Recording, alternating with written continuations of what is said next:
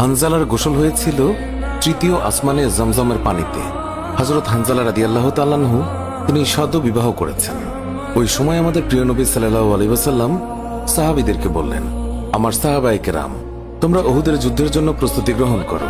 রাসূলুল্লাহ সাল্লাল্লাহু আলাইহি ওয়াসাল্লাম হযরত হানজালা রাদিয়াল্লাহু তাআলা আনহুকে বললেন, হানজালা, তোমাকে যুদ্ধে যেতে হবে না। তখন হানজালা রাদিয়াল্লাহু তাআলা আনহু বললেন, ইয়া রাসূলুল্লাহ, আপনি যুদ্ধে যাবেন, কাফেরদের সঙ্গে যুদ্ধ করবেন, আর আমি সেখানে না গিয়ে স্ত্রীর সঙ্গে আমোদ প্রমোদ করব? এটা আমি সহ্য করতে পারবো না, আমাকেও যুদ্ধে নিয়ে চলুন। রাসূলুল্লাহ সাল্লাল্লাহু আলাইহি ওয়াসাল্লাম তখন বললেন, হানজালা, আমি তোমাকে আদেশ দিলাম, তুমি বাড়িতে থাকো, তোমাকে যুদ্ধে যেতে হবে না। হানজালা তখন নবীর আদেশ শুনে কাঁদতে কাঁদতে বাড়ি চলে গেল। আমাদের প্রিয় নবী সাল্লাল্লাহু আলাইহি ওয়াসাল্লাম সাহাবীদেরকে নিয়ে যুদ্ধে চলে গেছেন। এদিকে সাহাবী হানজালা তার স্ত্রীর সঙ্গে রাত কাটানোর পর তার উপর গোসল ফরজ হয়ে গিয়েছে, তাই সে গোসল করতে গেছেন, পানি নিয়ে দাঁড়িয়েও গেছেন।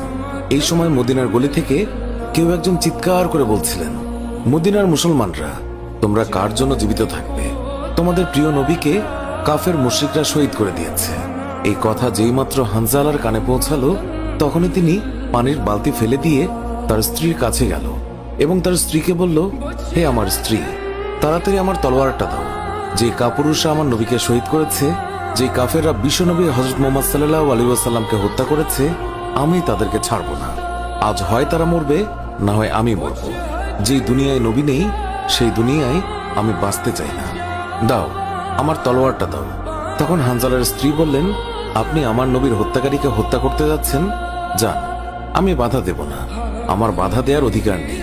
তবে আপনি দয়া করে গোসল করে পবিত্র হয়ে যান, কেননা আপনার উপর গোসল ফরজ হয়ে গিয়েছে।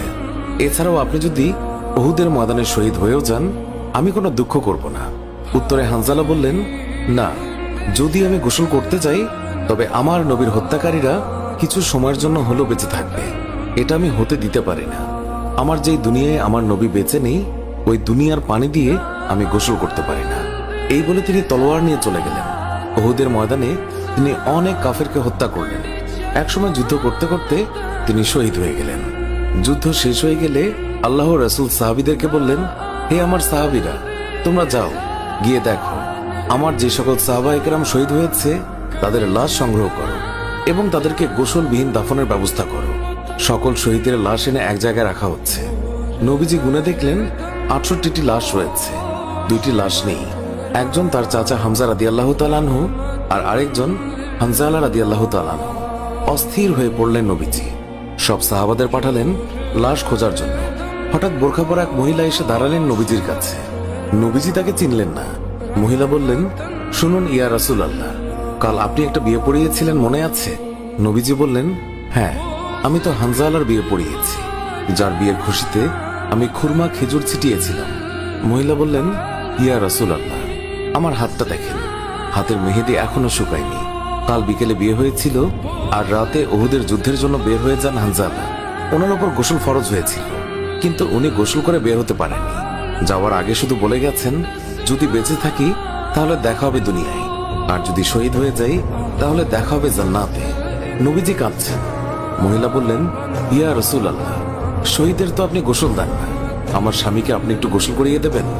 নবীজি সম্মতি প্রকাশ করার পর একজন সাহাবী দৌড়ে এসে বলল, ইয়া রাসূলুল্লাহ, হানজালাকে পাওয়া গেছে। সবাই গেলেন, গিয়ে দেখলেন সাদা কাফনের ভিতরে লাশের মাথায় পানি। নবীজি হানজালার মাথায় হাত দিলেন।